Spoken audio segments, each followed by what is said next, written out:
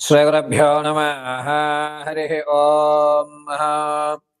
ఈశానా సర్వవిద్యానామీశ్వర సర్వభూతానాం బ్రహ్మాధిపతి బ్రహ్మణోధిపతి బ్రహ్మ శివో మే అస్తు సదా శివోం.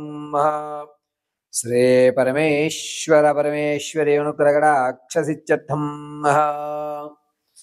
అందరికీ కూడా జూలై నెలలో జరిగేటువంటి విపత్తులు ఏమిటి, వచ్చేటువంటి ప్రమాదాన్ని ఏ విధంగా ఆపాలి, అసలు ఏ ఏ తారీఖుల్లో ఈ మేషం దగ్గర నుంచి ప్రారంభం చేసుకుని మీనరాశి వరకు కూడా జూలై నెలలో ఏ తారీఖుల్లో ఏ విధమైనటువంటి గ్రహ సంచారం జరగడం వల్ల జరిగేటువంటి అనర్థాలు ఏమిటి, శుభ ఫలితాలు ఏమిటి, అశుభ ఫలితాలు ఏమిటి, ఏ విధమైనటువంటి వ్యక్తిగత శ్రద్ధ తీసుకోవాలి, దేని మీద మనం ఆశ పెట్టుకోవాలి అనేటువంటి విషయాన్ని పంచాంగకర్తలు రచించిన విధంగా పరమశివుడు అనుగ్రహించినటువంటి నాకు ప్రసాదించినటువంటి జ్ఞానాన్ని ఉపయోగించుకుని యథాశక్తిగా ఉన్నటువంటి విషయాల్లో మీరు ప్రమాదాల నుంచి ఏ విధంగా తప్పుకోవాలి, ధనాన్ని ఏ విధంగా మీరు నిల్వ చేసుకోగలుగుతారు, ఆర్థికంగా మీరు ఎప్పుడెప్పుడు స్థిరపడేటువంటి వ్యవస్థలు నడుస్తాయి, గోల్డెన్ ఛాన్స్ అనేటువంటిది ఎప్పుడు లభిస్తుంది అనేటువంటిది ఈ నెలలో ఏ తారీఖుల్లో ఏ రాశులతో ఏ గణాలు ఏ విధమైనటువంటి మార్పులు చెందుతున్నాయి అనేటువంటి విషయాన్ని అంతటినీ కూడా యథాశక్తానుసారం మీకు తెలియజేయడం జరుగుతుంది. ఇందులో చెప్పిన విధంగా పరిష్కారాలన్నీ కూడా మీరు చేసుకుని సులభ పద్ధతిలో ఇంటినందు మీరు ఆచరించి ఆ యొక్క శుభ ఫలితాల్ని అందుకొని ఆనందదాయకంగా ధర్మమైనటువంటి కార్యక్రమాలు చేస్తూ ఉన్నతమైనటువంటి ఆలోచన విధి విధానాలతో మీ యొక్క వంశాన్ని మీరు ఆనంద కేలి విలాహితంతో ఉండాలని మనస్ఫూర్తిగా కోరుకుంటూ మేషం నుంచి మీనరాశి వరకు కూడా జరిగేటువంటి గ్రహ సంచారాలన్నింటినీ కూడా క్షుప్తంగా వివరించడం జరుగుతుంది. ఈ గ్రహ సంచారణ అనేటువంటిది కేవలము వ్యవస్థ పరంగా నడుస్తున్న విషయాలే కానీ వ్యక్తిగతంగా తెలియజేసిన విషయం కాదు.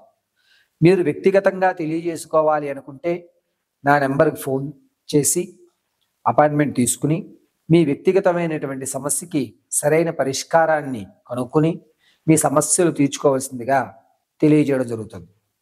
ఇదంతా కూడా ఇప్పుడు చెప్పేటువంటి జూలై నెలలో జరిగేటువంటి మార్పులన్నీ కూడాను పంచాంగకర్తలు విశదీకరించిన దాన్ని క్షుప్తంగా మీ ముందుకు పరమశివుడు అనుగ్రహంతో తెలియజేయడం జరుగుతుంది. తదుపరి వృషభ రాశి వారు.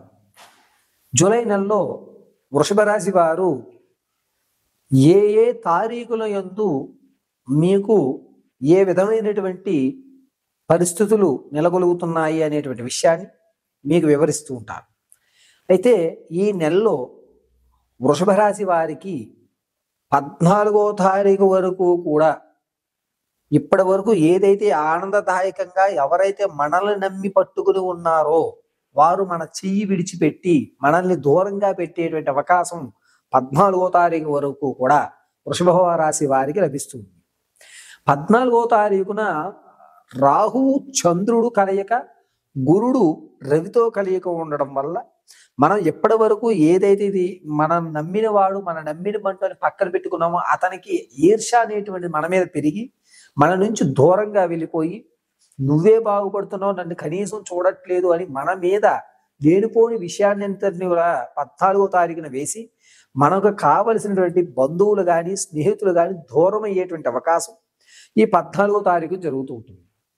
16వ తారీఖున చంద్రుల్లో శని ప్రవేశించడం వల్ల నుదుటికి సంబంధించి కాస్త ఇబ్బందులు అంటే తలనొప్పి రావడమనో లేదంటే కనుక ప్రమాదాలు జరిగి తలకు సంబంధించినటువంటి ఇబ్బందులు కలగడం, తలలో నరాల్లో చుట్టుకోవడం లేకపోతే బ్లడ్ క్లాట్ అవ్వడం అనేటువంటిది 16వ తారీఖున ప్రమాదం అనేటువంటిది గోచరించే అవకాశం ఎక్కువగా కనబడుతుంది. శని చంద్రుడితోటి 16వ తారీఖున మిళితం అవడం వల్ల కాస్త ఇబ్బంది పెడుతూ ఉంటాడు ఈ బ్రెయిన్కి సంబంధించిన వ్యవస్థలో.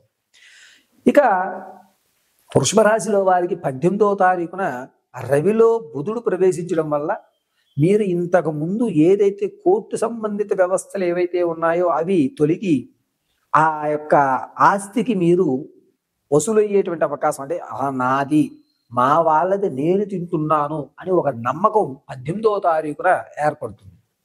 అంతేకాకుండా శుక్రుడు చంద్రుడితోటి 20వ తారీఖున కలిసి ఉండడం వల్ల 20 నుంచి 24 వరకు కూడా ఏదైనా శుభ కార్యక్రమాల్లో మీరు పాల్గొనడం, ఆ శుభ కార్యక్రమంలో మీకంటూ ఒక పెద్దపీట వేయడం, ఇప్పటి వరకు మిమ్మల్ని ఎవరైతే గుర్తించలేదో వాళ్ళు మిమ్మల్ని గుర్తించడం అనేటువంటి జరుగుతుంది. గుర్తింపు జరిగి వీడి వల్లే ఇన్ని జరుగుతున్నాయి అని మీ బంధువుల్లో మీ యొక్క ఖ్యాతి అనేటువంటిది పెరుగుతుంది 20వ తారీఖున. 24 రవి, బుధుడు, చంద్రుడు ముగ్గురు కలయికలో ఉండడం వల్ల నూతనంగా ఏదైతే పనికి మీరు శ్రీకారం చుడతారో ఆ పనిలో అవాంతరాలు ఏర్పడుతూ ఉంటాయి. అయ్యో, ఈ పని నేను ఇప్పుడు మొదలు పెట్టకుండా కొన్ని రోజులు ఆగి మొదలు పెడితే బాగుండే అనేటువంటి ఒక నమ్మకానికి 24వ తారీఖున వస్తారు. అప్పటి వరకు కూడా అదే పై చేయగా నడుస్తుంది, నేను బాగున్నాను కదా అనేటువంటి విషయానికి వచ్చి కరెక్ట్గా 24వ తారీఖున వచ్చేసరికి ఇది ఇప్పుడు చేయవలసిన పని కాదు అని నాలుగు ఖర్చుకునేటువంటి విధానం అనేటువంటిది రవి, బుధుడు, చంద్రుడు కలయిక వల్ల ఏర్పడుతూ ఉంటుంది. ఇక 28వ తారీఖున కేతువులో చంద్రుడు ప్రవేశించడం వల్ల మీ గౌరవానికి కాస్త భంగం కలిగించే వాళ్ళు, మళ్ళా మీ మీద లేనిపోని చెప్పేటువంటి వాళ్ళు వాళ్ళ చుట్టూ చేరేటువంటి అవకాశం. ఇంతకుముందు మనల్ని వదిలిపెట్టారు, ఇప్పుడు బెల్లం చుట్టూ చీమలు చేరినట్టుగా 28వ తారీఖున కొత్త పరిచయాలు ఏర్పడి మీ ఆర్థిక సంబంధ విషయాల్ని డౌన్ఫాల్ చేయడానికి 28వ తారీఖున కొత్త పరిచయాలు అనేటువంటివి వృషభ రాశి వారికి ఏర్పడుతున్నాయి. వృషభ రాశి వారు ఖచ్చితంగా 28వ తారీఖున మీరు తీసుకునేటువంటి నిర్ణయం, అంటే కొత్త పరిచయాలు నిర్ణయం మాత్రం చాలా జాగ్రత్తగా తీసుకోవాలి. అదేవిధంగా 24వ తారీఖున మీరు చేపట్టే పని ఆటంకాలు అనేటువంటి ఏర్పడుతుంటాయి కాబట్టి గణపతి ఆరాధన చేయడం చాలా శ్రేష్టంగా నడుస్తూ ఉంటుంది.